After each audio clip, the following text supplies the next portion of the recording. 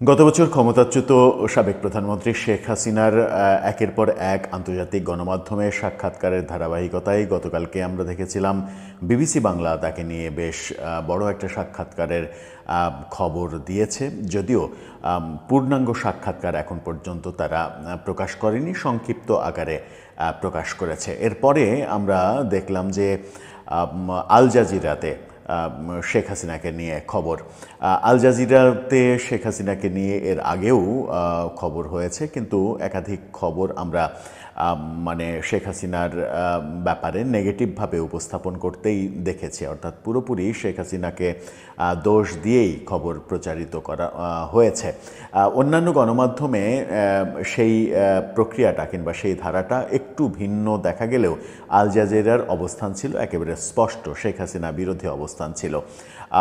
গত 29 October Reuters, AAP, ইন্ডিপেন্ডেন্টে যখন শেখ হাসিনার সাক্ষাৎকার প্রকাশিত হয়, সেই সোর্স দিয়ে এএপি এবং রয়টার্সকে উদ্ধৃত করে আল জাজিরা সেদিনই একটি নিউজ প্রকাশ করেছিল, যে নিউজে শেখ হাসিনার বিকৃত ছবি ব্যবহার করে সেটাকে উপস্থাপন করেছিল। এবং আল জাজিরার অবস্থান স্পষ্টই বোঝা যায়। এর আগেও আল জাজিরা শেখ হাসিনার বিরুদ্ধে, শেখ হাসিনা ক্ষমতা থাকার সময়ও শেখ হাসিনার বিরুদ্ধে তারা একাধিক নিউজ করেছে, যে নিউজগুলো শেখ হাসিনা সরকারের জন্য মারাত্মক ক্ষতির কারণ হয়েছিল।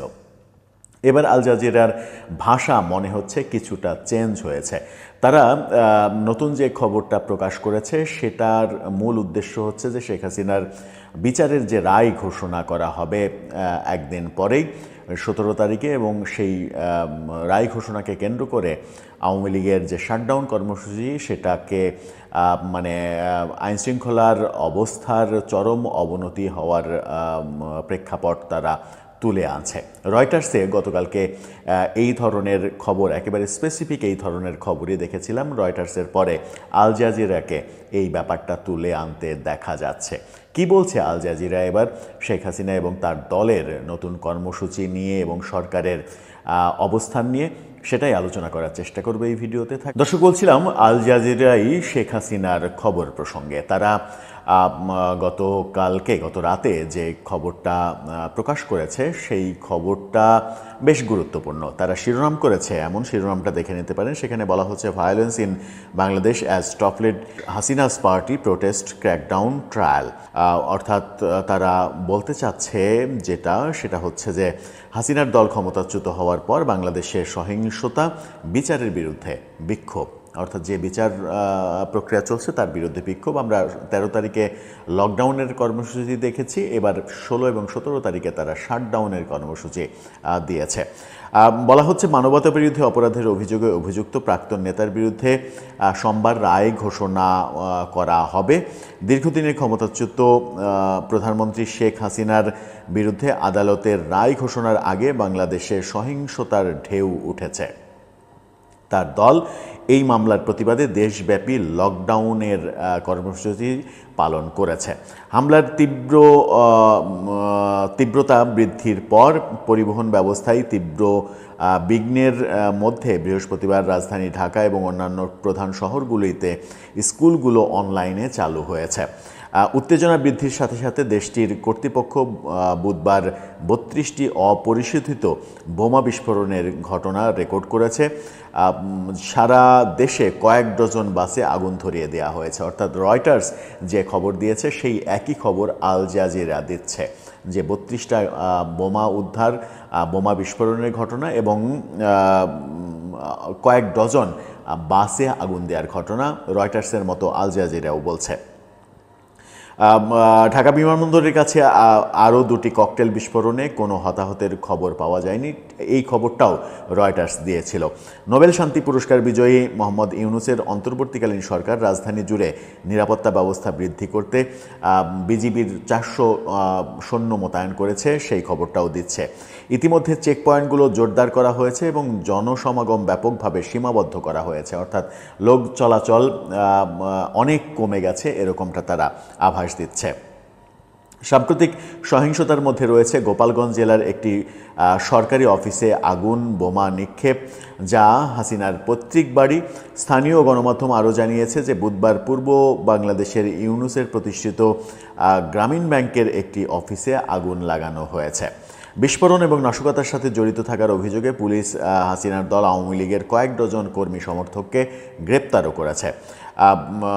৭৮ বছর বয়সী শেখ হাসিনা গত বছর বাংলাদেশি নিরাপত্তা বাহিনী কর্তৃক বিতর্কিত সরকারি চাকরি কোটা ব্যবস্থার কারণে সহিংসতা দমনের মাস্টারমাইন্ড হিসেবে অভিযুক্ত এবং তার বিচার কার্য চলছে।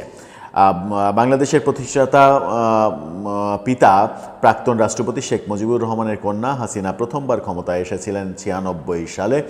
তারপরে তার হিস্ট্রি বলছে, অন্তর্বর্তীকালীন সরকার প্রধান প্রফেসর ইউনূস বলেছেন যে তিনি তার কাছ থেকে সম্পূর্ণ ভাঙা রাজনৈতিক ব্যবস্থা উত্তরাধিকার সূত্রে পেয়েছেন।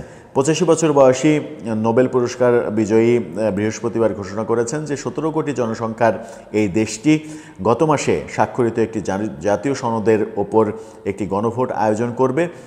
তিনি বলেন এতে ফেব্রুয়ারির সংসদ নির্বাচন এবং গণভোট একই সাথে হবে। তবে তার অন্তর্বর্তীকালীন সরকার রাষ্ট্রীয় সহিংসতা বন্ধ করার প্রতিশ্রুতি দিয়েছে, কিন্তু বাংলাদেশি অধিকার গোষ্ঠী অধিকারের একটি নতুন প্রতিবেদনে বলা হয়েছে যে বিচারহীনতা এখনও বিস্তৃত। খুবই ইম্পর্টেন্ট একটা কথা, আল জাজিরা বলছে যে বিচারহীনতা এখনও রয়েছে, পরিবর্তন হয়নি, যা এই ধরনের নির্যাতনকে আরও বিকশিত করতে পারে। অর্থাৎ বিচারহীনতা, বিরোধী মতকে নির্যাতন, জেলে ভরা, এই ব্যাপারগুলোও আল জাজিরা তুলে আনছে। সেখানেই বলছিলাম যে আল জাজিরার এই প্রতিবেদনটা একটু ভিন্ন রকমের, তাদের স্ট্যান্ড অনেকখানি পরিবর্তন করা হয়েছে এবং এই নিউজে তারা মানে শেখ হাসিনার যে ছবি ব্যবহার, যে শিরোনামটা দেখালাম, সেই ছবিটাও আগের ছবি থেকে তারা পরিবর্তিত করে এই ছবি ব্যবহার করেছে। অর্থাৎ নিউজের মধ্যেও প্রকাশের পরেও তারা ওয়েবসাইটে তাদের অবস্থান পরিবর্তন করেছে। আল জাজিরা কেন মানে শেখ হাসিনা বিরোধী, একেবারে পরিপূর্ণ শেখ হাসিনা বিরোধী অবস্থান থেকে একটু নিউট্রাল হওয়ার চেষ্টা করছে, এটা একটা গুরুত্বপূর্ণ বিষয়। সেই ক্ষেত্রেও শেখ হাসিনার যে লবিং ফার্ম কিংবা পিআর ফার্ম, তারা ব্যাপক ভূমিকা পালন করে সফল হচ্ছে কিনা সেটাও একটা বড় বিষয়। অনেকে বলেন যে শেখ হাসিনা গত বছর তার সরকার পতনের পরে গত ১৫ মাসে সব মানে তাদের তো দোষ, ব্যর্থতা, অপরাধ অনেক কিছু আছে যেগুলো প্রমাণিত হলে আদালত শাস্তি দেবে, সেটা স্বাভাবিক। কিন্তু গত ১৫ মাসে অনেকে বিশ্লেষণ করার চেষ্টা করছেন যে তাদের দলের সব থেকে বড় যে সফলতাটা সেটা হচ্ছে যে পিআর প্রমোশনে সফলতাটা, আন্তর্জাতিক গণমাধ্যমকে একেবারে দখল করে ফেলা, একেবারে একচ্ছত্র আধিপত্য বিস্তার করা, এটা মানে আওয়ামী লীগের জন্য একটা টার্নিং পয়েন্ট হয়ে দাঁড়াতেও পারে এবং এই ব্যাপারটাই বর্তমান সরকারের জন্য খুবই বিব্রতকর এবং তাদের জন্য ক্ষতির কারণও হয়ে যেতে পারে, এভাবেও বলছেন অনেকে। দর্শক, এর পরের স্টেপ কি? এরপরে কি আমরা বিবিসি, সিএনএন কিংবা এরকম অন্য কোনো গণমাধ্যমে মুখোমুখি সাক্ষাৎকার দেখে ফেলবো শেখ হাসিনার? সেই পর্যায়ে কি তিনি হাঁটছেন? একের পর এক আন্তর্জাতিক গণমাধ্যম তাকে নিয়ে যেভাবে ব্যস্ত, সেই ব্যস্ততা কি ইঙ্গিত দিচ্ছে? ১৭ তারিখের যে ইস্যু, তার মামলার রায় হবে, সেদিন মামলার রায় কি হবে? তাকে কি মৃত্যুদণ্ডে দণ্ডিত করা হবে নাকি যাবজ্জীবন কারাদণ্ড দেয়া হবে? আন্তর্জাতিক চাপ রয়েছে, কোনোভাবেই যেন মৃত্যুদণ্ডের ব্যাপার আন্তর্জাতিক অপরাধ ট্রাইব্যুনালে না হয়। সেরকম পরিস্থিতিতে রায় যেটাই ঘোষণা হোক না কেন, আওয়ামী লীগের নেতাকর্মীরা চেষ্টা করবে সেটা প্রোটেস্ট করার, প্রতিরোধ করার। সেখানে একটা অপ্রীতিকর পরিস্থিতি তৈরি হয়ে যেতেও পারে, যেটা থেকে আমরা অবশ্যই পরিত্রাণ চাই। কোনো অপ্রীতিকর পরিস্থিতি তৈরি হোক, সেটা আমাদের